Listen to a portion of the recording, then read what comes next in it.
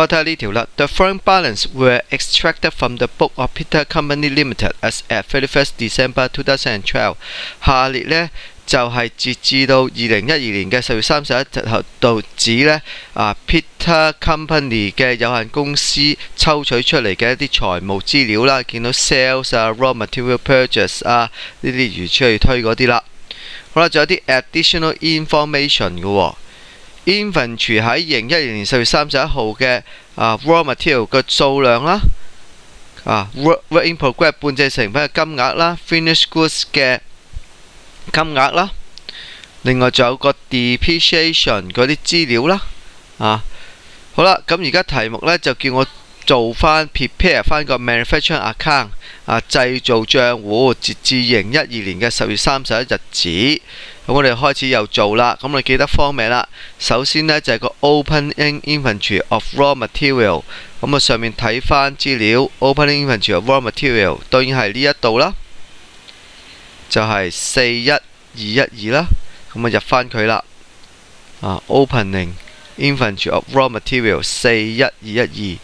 好啦，跟住呢就到 purchase 啦，當然，咁我哋睇翻raw material 嘅 purchase 就係呢度啦，睇翻資料呢度就係112400啦，咁又入翻佢啦。add 個 purchase 112400，好啦，跟住再睇下有冇 carriage inward 先，因為如果有呢，我哋就直接入埋噶啦。如果我睇翻呢度呢，我哋有一個呢carriage inward raw material 嘅 carriage inward 喎，就係8600，咁又入埋啦。carriage inward 8600，咁總數呢就係12100啦，再將佢加埋咗佢，就係我哋今年可以manufacturing 嘅 raw material 個總數啦，162212啦。咁真係用咗幾多嘅 cost of raw material consume 呢？都要減翻我哋嘅 closing inventory of raw material 啦。咁呢個呢，就可以從我哋呢一度嘅資料睇翻啦。因為佢呢度講話 inventory 喺2012年嘅4月31個總數嘛，就係38430啦。所以我哋減翻我哋嘅 closing inventory of raw material 38430。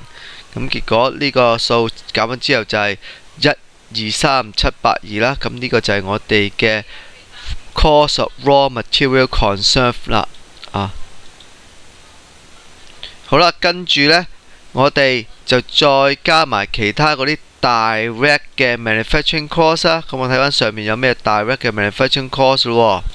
咁睇翻呢度啲資料嗰度呢，有咩係 direct 嘅 manufacturing cost 包括咗 factory workers wages 啦，我哋嘅工廠工人嘅薪金啦。咁當然呢個係我哋嘅 direct manufacturing cost 啦，所以入埋落去啦。factory workers wages 啦，63700啦。好啦，跟住再睇落去啦。咁就係 rent and raise， 當然唔係我哋嘅 direct manufacturing cost 啦。factory expensive 當然唔係我哋 direct expensive cost 啦。好啦 ，subcontracting charges 啦 ，subcontracting charges 即係嗰啲分判商嘅費用，分判商即係俾嗰啲二判佢嘅開支，簡單講，即是俾啲二判嘅工人。咁二判工人其實即係我哋嘅工人啦，工人即係 direct labour， 即係話 subcontracting charges， 即係其實我哋嘅 direct labour， 而 direct labour 係屬於一個 direct 嘅 manufacturing cost 嘅，所以呢個都要計啦，入埋佢啦，就係800蚊subcontracting charges 啦。好啦，再睇埋落去。administrative expense 唔係啦 ，interest revenue 唔係啦，咁呢啲都唔係我哋嘅 direct 嘅manufacturing cost 嘅，所以就入晒啦。咁結果將佢加埋咗之後呢，就出到我哋嘅 prime cost 主要成本啦。好啦，入晒呢啲 direct 嘅 manufacturing cost 之後呢，就入啲 indirect 嘅咯喎。indirect 有咩啊？睇翻上面個表，咁包括咗好明顯就係我哋嘅rent and raise 啦。咁要注意啦 ，rent and raise 呢，佢 factory 裏邊係佔40%，所以陣間我哋要將呢個13,175乘翻40%先至係真正嘅 rent and raise 嘅數嚟嘅喎。咁我入咗先啦，入翻佢啦，就係 factory overhead rent and raise 就係13,175乘40%，結果就係5270啦。好啦，再睇埋上邊啦。咁留心啦，呢個 selling and distribution expense 呢，就唔係我哋嘅 manufacturing cost 嚟嘅喎，因為我哋而家做緊呢個 manufacturing account 呢，係一定要 manufacturing cost 先至擠落去噶嘛，所以呢個係唔需要入㗎。好啦，跟住 factory expense 當然係啦，呢個係我哋嘅 indirect 嘅 manufacturing cost 嘅2976入翻落去啦。factory expense 2976。好啦，再上去再睇啦。Administrative expense 當然唔係啦 ，interest revenue 唔係啦。呢啲 work in progress 啲貨嚟嘅，唔係嘅。咁production machinery 呢啲book value 唔係嘅。不過留意啦，我哋睇翻呢度呢，我哋有一個 depreciation 嘅喎，而我哋知道呢 depreciation 呢係屬於我哋嘅non-manufacturing cost 嘅喎，咁我哋要計翻佢啦。咁留意啦，呢度嚟講呢，有個 office fixture and equipment 啦，同埋呢個 production machinery 嘅。咁當然啦，我哋而家做緊呢個係 manufacturing account 係講製造嘅嗰啲成本，咁所以嚟講呢，我哋要入嘅呢就係一個就係 production machinery 啦，生產部嘅機器啦，佢先係負責製造噶嘛，而佢呢就係20% on net book value。而我哋睇翻呢個 production machine 個 net book value 呢，就係180,500蚊，所以我哋要用翻呢個數，再乘翻佢20%，就作為佢一個 depreciation 呢，就入翻落我哋嘅 manufacturing account 嗰度啦。所以呢個數就係18,500乘20% 啦。個名堂就係 depreciation production machinery 啦。咁總數呢就係36,100。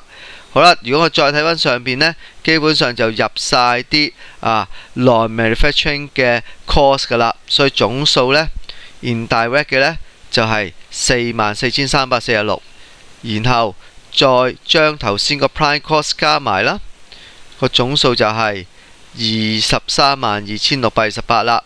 跟住呢，我哋就要加埋嗰啲半製成品啦。咁首先就係我哋嘅opening 嘅 work in progress 啦，咁 opening 嘅 work in progress 我哋睇翻上邊就係呢度啦，就係10,060蚊啦，咁我又入翻啦opening 嘅 work in progress 就係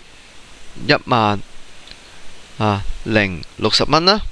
好啦，再將佢加埋頭先我哋嗰一個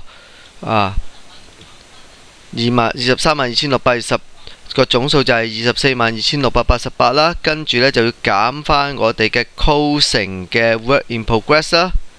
咁呢度嚟講呢，又睇翻上邊資料啦，就喺呢度啦，就係9,828蚊啦。咁我又入翻落去啦，就係減翻9,828蚊。